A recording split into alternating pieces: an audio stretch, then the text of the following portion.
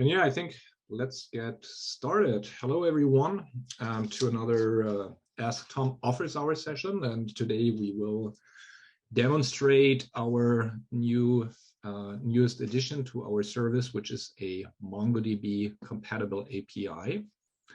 And with me, welcome Roger Ford, our product manager. And we can make this quite interactive. If you got any questions, just put them in the chat or Q&A, and Roger will also be presenting something later on. I will present the first part, and we will look at the Q&A. And if there's a question, we will just interrupt each other so that we can answer these questions.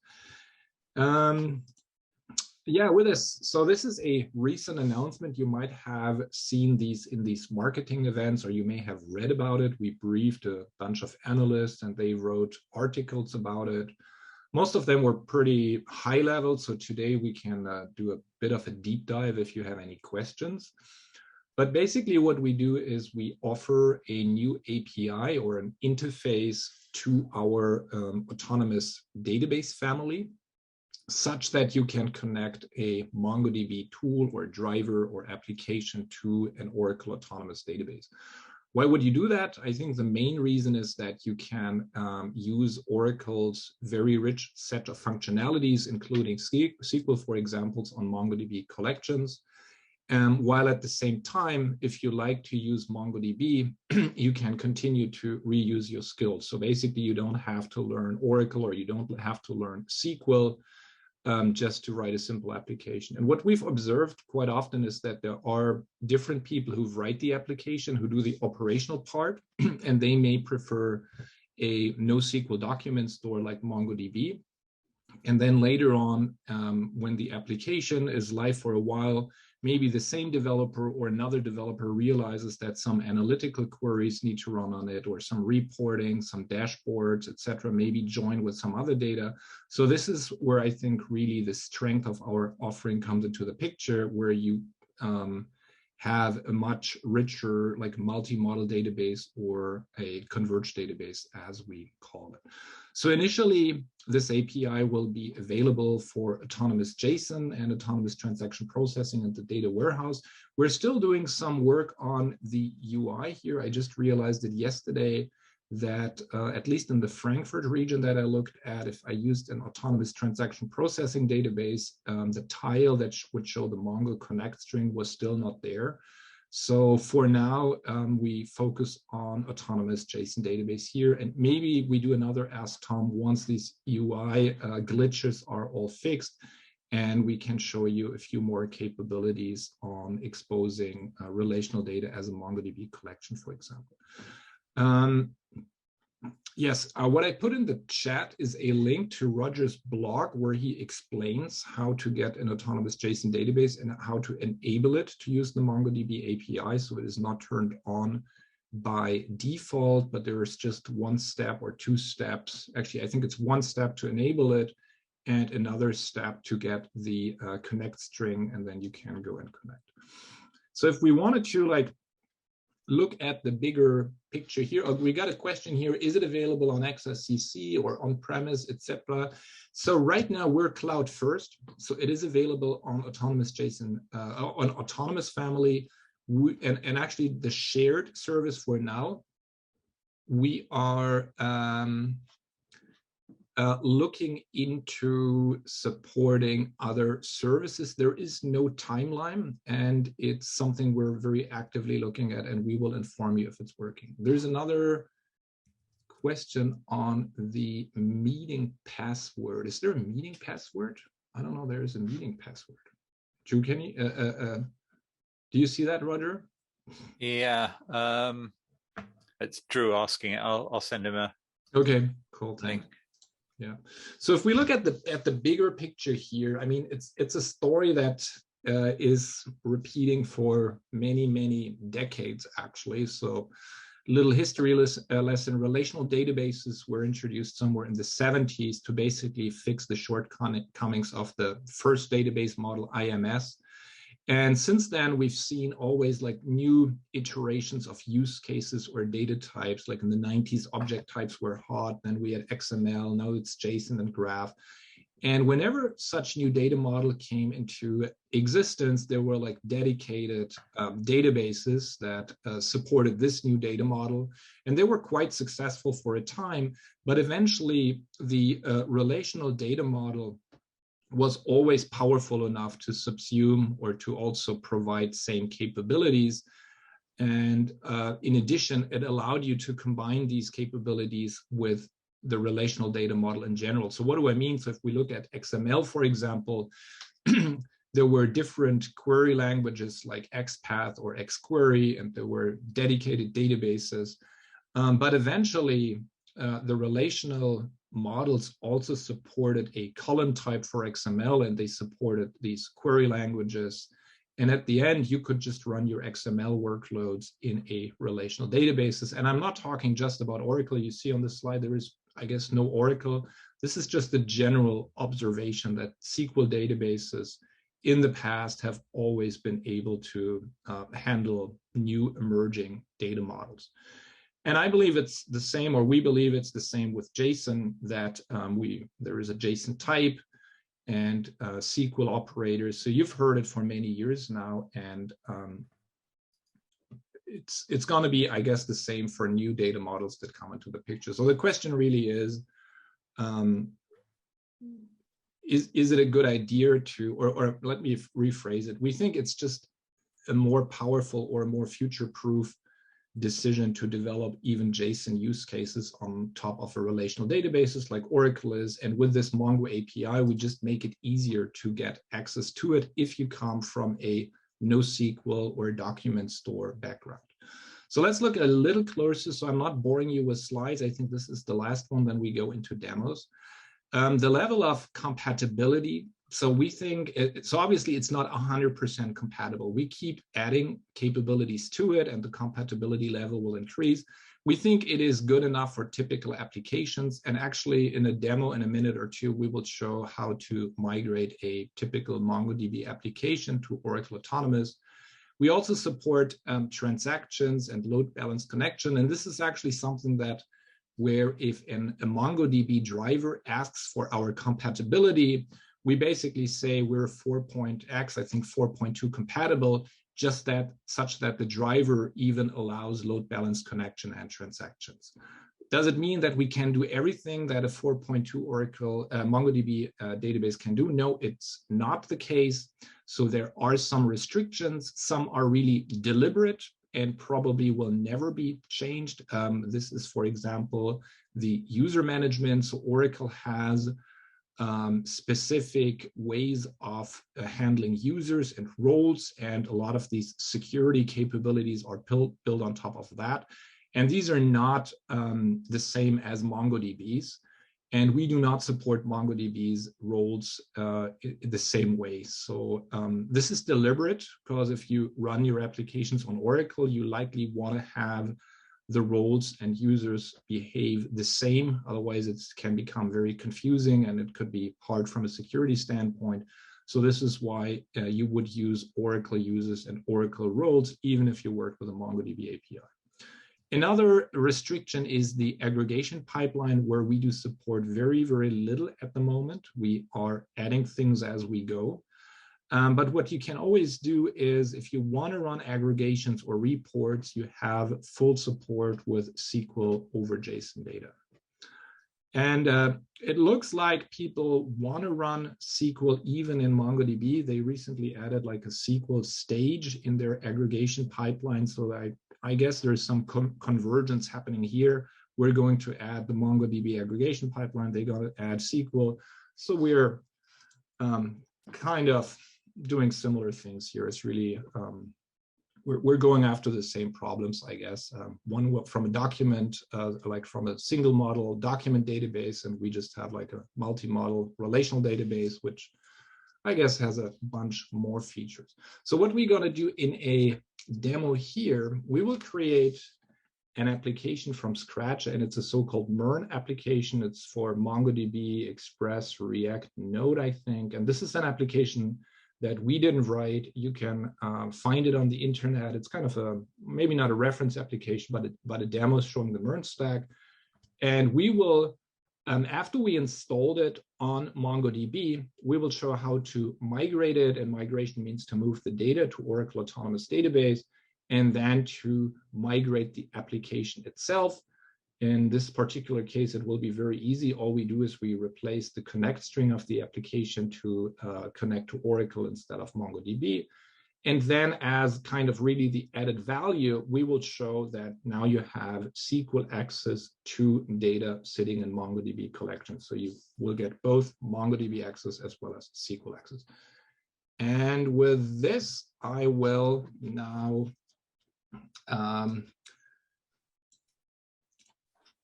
start the demo. So this is a live demo in the application. So something goes wrong. The last time we did this, something went wrong because I was too stupid to save a file. Let's see if I get this right this time. But it's a real application or a real life demo, so things could go wrong. So let's, and this is the application we want to migrate. So it is, I will also put this in the chat so you can take a look at it. This is not provided by Oracle, and this is a example. It's like a MERN, and it's an application like an online shop or something like this. So with this, you will always see my head going to the left because this is where I will copy the steps to. And the first thing we're gonna do is we will load this project from Git, and we want to quickly edit one file here. And the file we have is the connect string to our database. So you see here, initially, I am connecting to an Oracle data, to a MongoDB database. This is an Atlas database. And later I will comment out this connect string and will, or I will comment this connect string and uncomment this one. And then we will connect to an Oracle database. That will be the application. But first, let's install the application. This will take a while. And while this downloads quite a few files, so it's really building the application from scratch from Git. And while we do this, I can just point you quickly at the blog. This is what Roger Ford wrote. It's also the first link on the chat. And here you will get all the steps to basically also get a MongoDB API. And I think at the end you show. I think you only sent that URL to panelists later, oh. So I'll forward it on. Oh, okay, yeah, cool. Okay, notice. Thanks for checking. Yeah, and at the end I think you show how to run a Mongo shell and some commands. Good, perfect. Okay, so this is still installing. So the other thing I could show here. Oh. All okay? Yeah, I just resent the previous link by mistake. Do it again. Okay. So here I have a tool called MongoDB Compass. This is kind of the UI to see what collections you have. And here I'm connecting to MongoDB Atlas, and we see my MERN demo. There's only a collection test. We're not using it. And now the application has installed. Now I run a data import. This will be quite fast. This will create some sample products and data imported. This is where it failed last time because I forgot to save the connect string. And now I refreshed here and you see there is like products collection and users collection created. And now we can, I believe, right, we just start the application. And this will take a second the first time we run it, and this will open like a new let's see, does it need to open like a, yeah, it opens it automatically. So this now connects to my local machine where the application is running, but it connects to a database on MongoDB Atlas. So it always takes a bit before it starts the first time. But what we should be seeing is that same as this GitHub page, that this application shows some sort of a web shop, and there it is. We see there are various products. And for time reasons, I'm not going deeper into this application because Roger also wants to do a little demo. So I will just kill this application here. Maybe one thing to point out is these airports, they cost 89. I will add, and I can actually show this in Atlas too, if we, the airports are $89 here. What we're gonna do now is we're gonna migrate this to Oracle. So to do that, I will export the data, and I'm using directly a tool from MongoDB. It's called MongoDump, so it's similar to our export data pump tool. And now to restore it or to import the data, I will use the Mongo restore command. And what you see here is that I'm connecting to a Frankfurt database. So now I should have. So this is an autonomous database that you're importing to. Right, it's an autonomous database, exactly. Yeah, thanks for clarifying it. So now I should have shown this before. This is the Compass, the second Compass, where I'm connecting to an autonomous JSON database. You see there's also just this test, and if I refresh this, then you should hopefully be seeing that the import was successful and that there it is, the products and users have been created. And to now complete the migration, what I need to do is to not use this connect string, but this one instead. Don't save the file.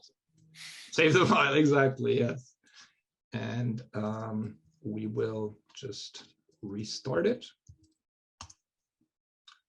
And it will look exactly the same because we are just, see, it's reloading the page, and now it would be running against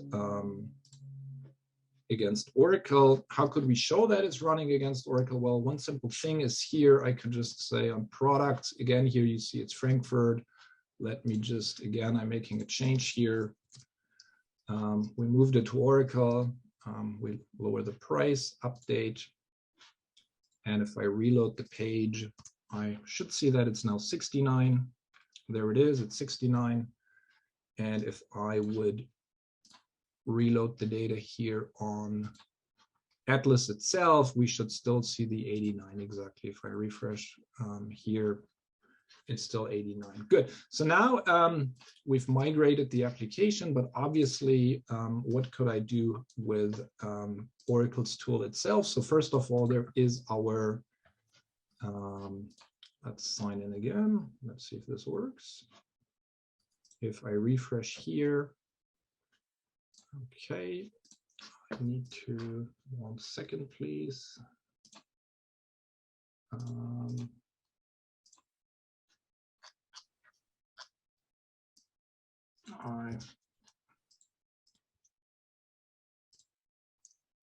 That was probably the wrong password. Let's see. No, this was not the right one.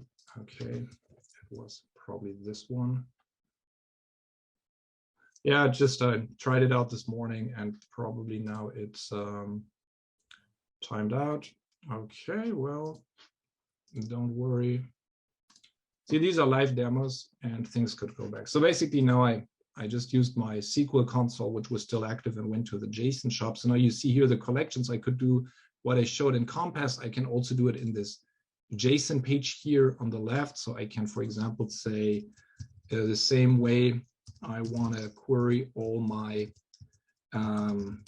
products where the brand is Apple, and you would see there. This is our headphones for 69, or I think there is also something for Canon with 2 N's in here. And you see this is another brand. Okay, so I can query the data exactly the same way if I want this NoSQL way of querying, but I could also go to SQL. And as you know, these collections are backed by tables. So a MongoDB collection product would be a table at the same time. It's a table that has a JSON column called data. So if you attended previous presentations on soda collections, you may remember that they were called JSON document. People said, oh, JSON document, I don't want to write it all the time. So we were looking for something shorter. We picked data here, but it kind of is a soda collection at the same time, and it's storing data as JSON. So what it means is I can just run regular SQL statements. So I could say, well, I want to find all in my data. So it's a SQL statement from the products table. and I look into my data JSON column and I'm querying whether the brand is Apple and I'm extracting the name and the price, or if I wanted to run some analyticals, again, this is very simple. These examples here are just like the average price, but nothing stops you from running, from executing more complex queries or joining this data with other collections or with relational data. So this really, I think, is where the benefit of autonomous databases shines, is that you have a full SQL database under the covers, and at the same time, you can interact with your data using MongoDB collections and MongoDB tools. And with this, are there any questions? Otherwise, I would hand it over to you, right? I covered everything, didn't I? I think so. Okay, then Right. your time. Share my screen. I will watch the chat now. Okay, so a few slides to start with. So I want to talk a bit about Autonomous JSON Database, and then I'm going to give you another demo which covers some of the same grounds, but a slightly different viewpoint from what Beta's just shown. So Autonomous JSON Database is a managed cloud service. It's part of the Autonomous Database offering. In fact, it's a version of Autonomous Transaction Processing. The only difference between Autonomous JSON and Autonomous Transaction Processing is that we offer this at a lower price, and we restrict the amount of non-JSON storage to 20 gigabytes. So it's really aimed at people who want to do mainly JSON-centric development in the database. It's very fast. All your JSON documents are stored in a binary JSON format in the database, and we'll see a little bit more of that in a minute. And you can access it via simple document APIs that do not require you to know SQL. But as we'll see later, if you do want to use SQL, you can use that over the same data. So you get all the benefits that you'd expect from any NoSQL document stores, the dedicated database that provide JSON document stores. You get fully elastic compute and storage. You can scale up and down without needing to stop the database. You get very fast reads and writes, single-digit milliseconds access to the database. You get all the highly available features of Autonomous Database. And as I said, it's low priced. It's priced at around 25% of the full price of ATP. And it does allow one-click upgrade to ATP if you want to extend the amount of non-JSON storage that you store in your database. So it's more than just a single dedicated JSON document store. This is part of our converged database strategy. So the idea is that why use a specialized database when you can use a single database for all your data types? So you get all the benefits of the document store, MongoDB, compatibility, JSON development ID, but you also get all the benefits of a full autonomous database and full SQL support. Okay, so we provide cloud tools.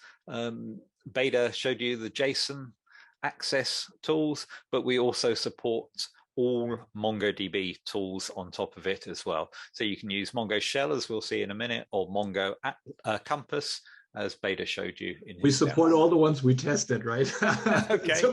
Supporting all is a big statement. So yeah. Okay. So you've got your data stored in an Oracle database, and then you can access it in one of two ways. So on the left here, we've got JSON document access using either Oracle's own Soda API or now the MongoDB API. Alternatively, on the right-hand side there, you've got SQL access, and that is accessing exactly the same data stored in JSON document collections, but it gives you the full power of SQL over those collections. So that allows advanced SQL analytics using the full power of SQL over that same data. So a couple of examples here of how we can move between the JSON document model and the SQL relational model. So in the first one, we're looking at a JSON collection, products, and of course this is stored in a table as Beda showed you, and we can access that data by a component of the JSON. So we're looking for a purchase order number inside the JSON, and we do that simply by mentioning P, the table. It's a what's the name? Alias, table alias for the products table here, and then data is the column that contains the JSON, and PO number is a JSON field within that document. Going the other way, we can take a relational table like customers, and we can construct a JSON document out of that customers table by any kind of SQL operation we can put in here. So here we're saying that we want a simple JSON document with just a field name of name and field value, which is constructed from the first name and last name columns with a space in between. So that's two-way transformation between JSON and relational and JSON. Okay, so given that it's part of the Oracle database, you get all the benefits of the database, all the features in there, such as spatial, machine learning, full PL/SQL support, VPD, data safe, and all of that stuff. So enough slides. Let's have a bit of a demo. So while you set it up, there's one question about the 20 gigabyte non-JSON data enforcement. Basically, you get an email saying that you should better upgrade to an ATP database. So it is not that your service stops so that we will delete every data that is exceeding 20 gigabyte, but we will inform you that this is no longer a JSON or primarily a JSON use case. And this is the time where you would upgrade to autonomous transaction processing. And I believe this is just like a mouse click, right? It's you don't have to change your application or connect strings or anything. It is just that you upgrade. The 20 gigabyte limit is gone, but you would be paying more money. Yeah, and we never, as you say, we never delete any data or anything. If you persistently exceed the 20 gigabytes, you'll just get a continual stream of emails reminding you. Right, but also your inserts will continue to work, right? It's not that you... I think technically you would be in breach of your license conditions, but it's certainly not going to stop working. Anyway, so here I am in Oracle Cloud at the main dashboard. And I'm just going to show you how you would go about creating an autonomous JSON database. So we go to Oracle Database, and then we pick autonomous JSON off there. It's very straightforward. If I'm creating a new one, I click that button there. I tell it the compartment and give it a display name, MyDB. Actually, it stopped letting us put spaces in there for some reason. Is it? Yeah. Database name. It's already chosen JSON for me. This one's only available on shared. I can create the size, or I can leave it on always free, which gives me 1 CPU, and well, actually be 0.02, as in 20 gigabytes of storage on the free version. Yeah, that's what I need to give it. I only got the always free option. So everything I showed you could also do with the always free. Yeah. I give it a password for the admin user. We'll see that in a minute. And then one important thing here, if you want to use the MongoDB, you must set up secure access. So you can just say here, add my IP address. And then if you want to access it from any other machines, then you need to add them in there. Or you can kind of cheat here and you can say a CIDR block of that. And that would actually allow access from any machine. That's pretty much it. Optionally, add an email for it to contact you with a welcome message and so on, and then you click the Create Autonomous Database button. Takes about a minute to create, but I'm not actually going to do that because I've already got one here. I'm set up to use that. So this is my database that I created earlier. We can look at database actions. Beta showed you the JSON option in here. We'll just go in there and check, and goes into a tour when you first go in, but we'll ignore that for now. And look at my JSON collections. I don't actually have any at the moment. So let's go to a shell, and I'm going to fire up Mongo shell here. So this is the standard Mongo shell tool. We've not modified it in any way. That's exactly as you download it from MongoDB. And what we've done is, oh, I forgot to show you something actually here. We've passed it the URL pointing to the Autonomous JSON Database. And we get that by going to Service Console and then Development. And as long as you've set up secure access to your database, you will see this card here, which contains the URLs to use. Normally it's 27017. There are a few tools like Mongo import, I think, which don't support load balancing, and then you need to use this second one, 27016. But for now, we're going to use 27017. So I've taken that URL, added my username, which is admin up here, and I've actually taken out the username and password from the beginning there because I don't want to reveal my password here, so I've put it in a shell variable. So that's Mongo shell connecting to my database, and I can create a collection here. So I'll create a collection called emp, and I'll insert some records in it. So simple employee records, Blake, who's an intern, and second one for Smith, who's a programmer. Note, Smith has an email address. Poor old intern hasn't got an email address, but that just shows the flexibility that you have with JSON. You can change the schema as you go. You can add new fields, new arrays, whatever you like in there, and the system is happy with that. So third one, Miller, who's a programmer. So I now have 3 records in there. And if I go back to my JSON over here, just refresh that, we find emp, and sure enough, we've got 3 records in here. So in Mongo shell, I can do some queries by example. This is typically how you search JSON. And again, this is a standard Mongo shell command. Find employees where the name is Miller. Slightly more complex query by example would be a range search. So find all the employees where salary is greater than 50,000. And that brings back our 2 programmers. And I can do updates here. We haven't got an email address for Miller. So where are we? QBE update. We're going to update all the records where name is Miller. So that's just the one. And we're going to set email to miller@example.com. And now if I do my find again, sure enough, Miller now has an email address.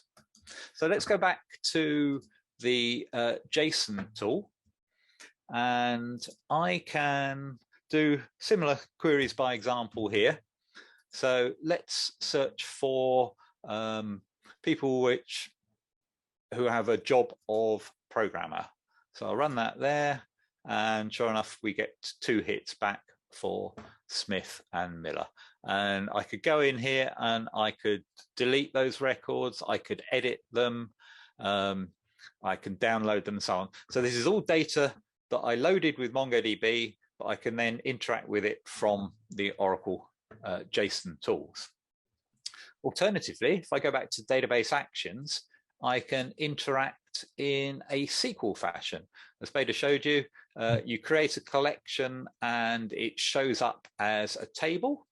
And if I do select star from emp, then we'll see that there are 3 records in that table which correspond to the 3 JSON documents that I added. Now, various housekeeping columns here. Data is what we're interested in, but it's in a binary JSON data type, so we can't actually view it here. It just appears as a blob. If we want to access that in a more useful manner, then we will need to use JSON serialize over that data. And that will fetch the binary JSON back and flatten it into a human readable form. So I didn't catch that. Could you try? Excuse me. That was Siri answering for some reason. Okay, so you should train Siri to give the presentation. Yeah, I should. Okay, so here's our data column, which is our binary JSON, but expanded into readable JSON. Now, again, this is great if you're going to just fetch the data out and send it off to some other program and you're only interested in JSON as a chunk of text. But what we really want is to look into the fields within this JSON. And of course, we can do that using what we call the simple dot notation. So that would be something like that. So the table name has an alias, and we can say table name dot column name, which is here data, and then the JSON field that we want to get out of there.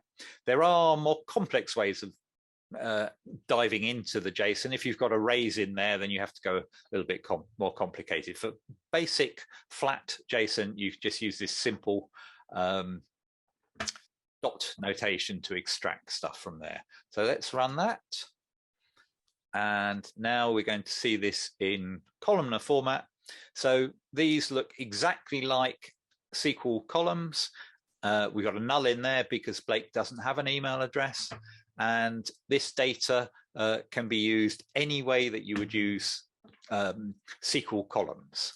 So for example, I can do a simple aggregate query by finding the average salary by job. So let's run that. And we find that the intern's average salary is 30,000, programmer's average salary is 65,000. So of course you can get much more complex from this, but that's a basic example.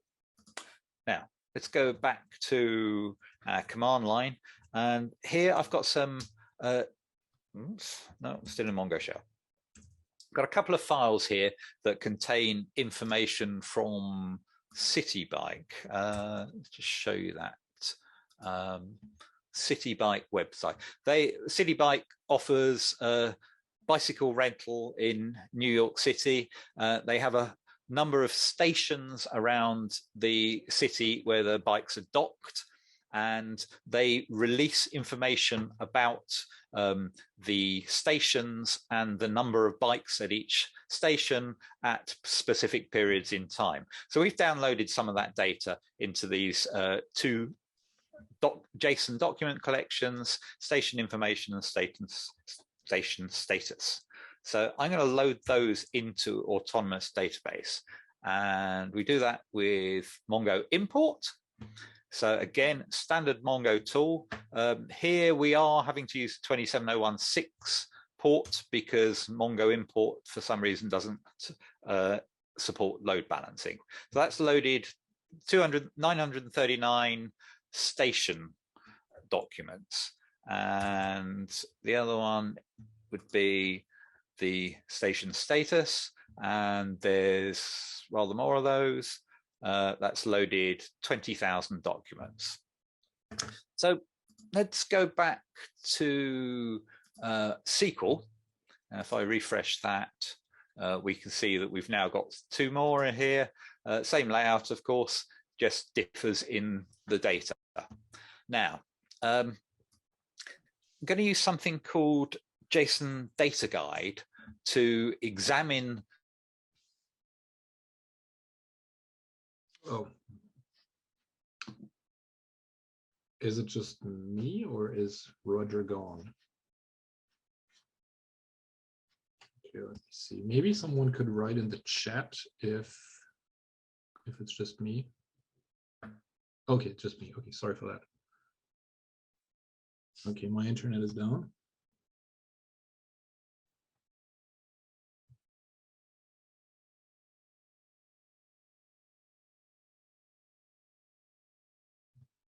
Structure, and it produces a view over that data, a relational view over that data. So we're going to do that for the two collections, which is going to create two different views, station status view and station information view. So let's run that. I think I need to select that all first before I run it. And that has now created those views. If we go and look at those, then we can see that now we've got quite complex relational views over that data, and all the information from the JSON has been extracted out into columns in a relational view. So let's do a query across those views. So this is going to find the maximum, minimum, and average number of bytes available for each station over the time periods that we checked. Let's run that. And that's... There is a question while this runs on the DDL from those views. They will use JSON table under the cover, right? That's you were out for a second, but you used data guide to create views. Is that correct? Let me show you again. So this is what we're doing, which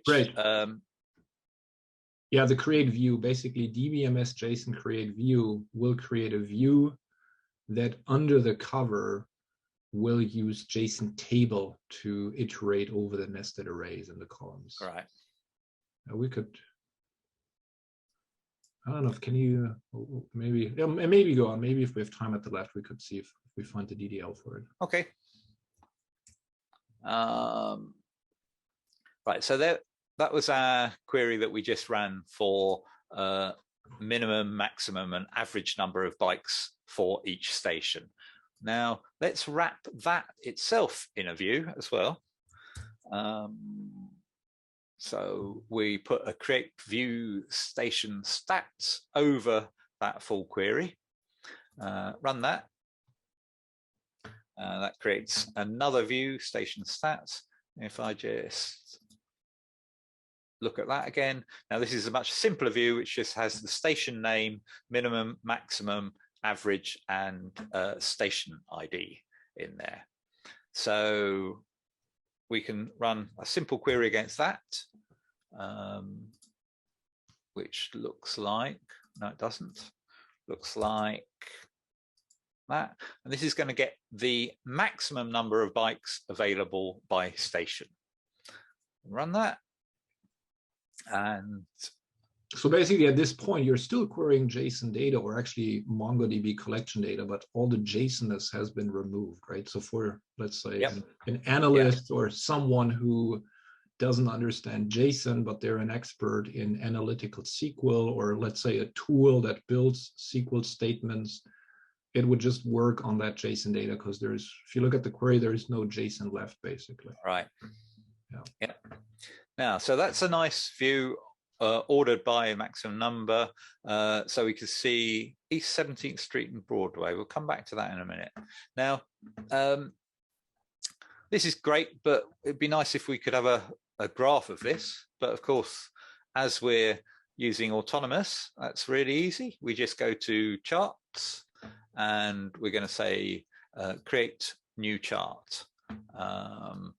And we're going to call this max bikes description, max bike availability by station.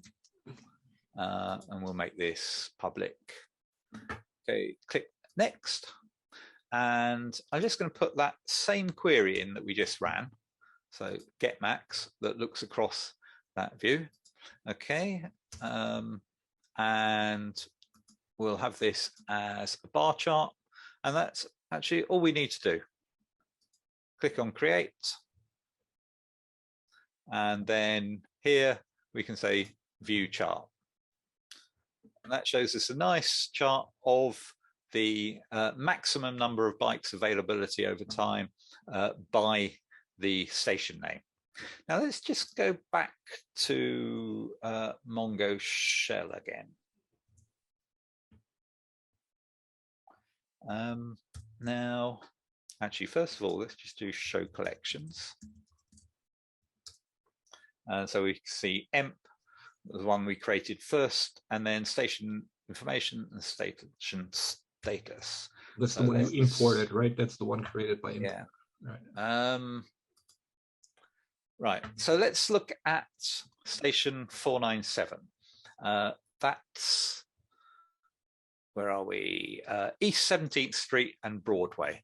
And on our graph, the maximum number we had for that was 58 bytes. Now I'm going to add an extra data point in there. So for station 497, we're going to add availability of 200 at that particular station 497. Let's do that. And then we can go back to our graph and just refresh this graph. And sure enough, now East 17th of Broadway is highest. So that shows that this is, absolutely live. You can make your changes from Oracle or from Mongo, and it'll still be reflected in your chart, right, based on that data. Yeah, this is not a data movement or ETL or replication mechanism. So this audience is typically quite technical. So if you look at these operations that we've shown you, both from MongoDB tools, like what Roger just said, this insert or insert one, or when we ran these on this JSON page, do you still have it open, the JSON page, Roger? Get back to it. Yeah, basically, if you run this query job programmer. So what we did not do is we did not add any code to the Oracle database that understands these, what we call query by example, or these MongoDB operations. There's no MongoDB code in the database. It doesn't even know that you're running this. So what's happening is that this is getting translated on the fly to equivalent SQL operations. So whenever we show you such a JSON operation like a query or this insert one, or even the MongoDB import, or what else did we show there? The shell, and you did show collections, etc. These were all hitting the database as equivalent SQL commands, which also means that if you're a DBA, or if you know how to tune an Oracle database using partitioning or indexes, materialized views, or if you want to look at explain plans, etc., this all still applies. It is not that there is now another big module that is totally different than all the rest. No, it's the same Oracle database. This is really more like a convenience layer on top of a SQL database, which gives a NoSQL developer the convenience to not having to write SQL because it's getting written for that person. So this is kind of the secret sauce behind it, that at the end it's a SQL database, which gives you NoSQL API. There were some questions here. By the way, did I interrupt you, Roger? Were there? No, I think we're done now. Okay, good. Let's go.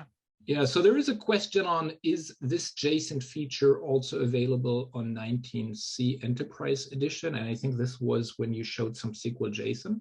So all of the JSON stuff is available in any Oracle edition. It doesn't have to be Enterprise. You can even use the standard edition.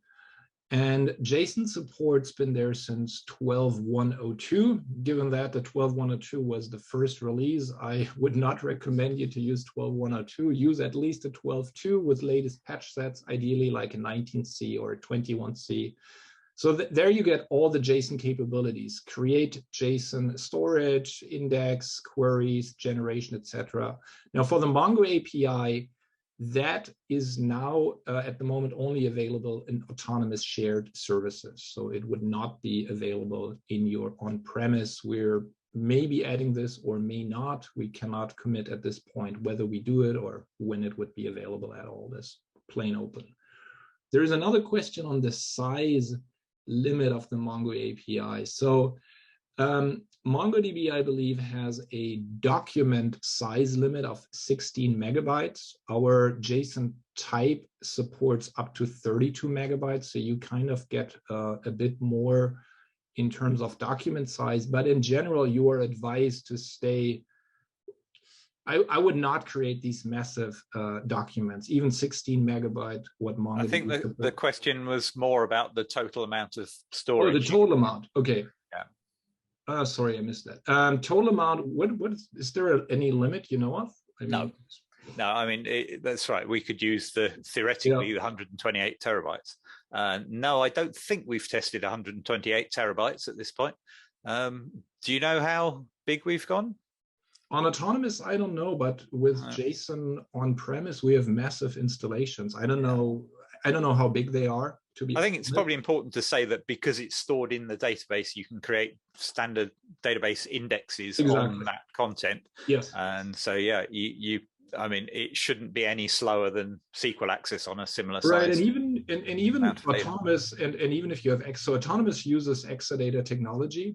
And some you can also have some customers run Exadata. So there we do these what's called a smart scan. So very often you don't even need an index to run performant queries or filter operations. So yeah, I guess we have definitely had cases with billions of rows there. Yeah. So we wanted to look at the DDL of these views. Could we could you go to the SQL? Yeah, that's oh, wait a minute. Just go to database actions, SQL. Yeah, and then view. Don't know if we can see the DDL in here. Can you do a right click on it? And I don't know if we can. That download it. I'm sure they must have some. No. Well, we could do DBMS metadata if we really wanted to select DBMS metadata, get DDL. So if you, what if you do open? Just click open, like the topmost one. Yeah. Oh, I just tried edit and it didn't do it. Oh, hang on, I'm still thinking about it. Yeah, let's see. There it is. There it is. See, it's a JSON table statement there. And it extracted the field names and the data types. This is what the data guide does. So it looked at station ID, and it would, for example, know that it fits into a varchar of length 4. Looked like a number to me, but there must have been some cases where the station ID was a string. I didn't look at the JSON careful enough, but normally it would tell you if something is a date or a number. So you see at capacity, it figured out that's a number, for example, yeah. So you could modify this. So this is basically, again, a convenience for you to, that you don't have to write the JSON table manually. Okay, so that any more?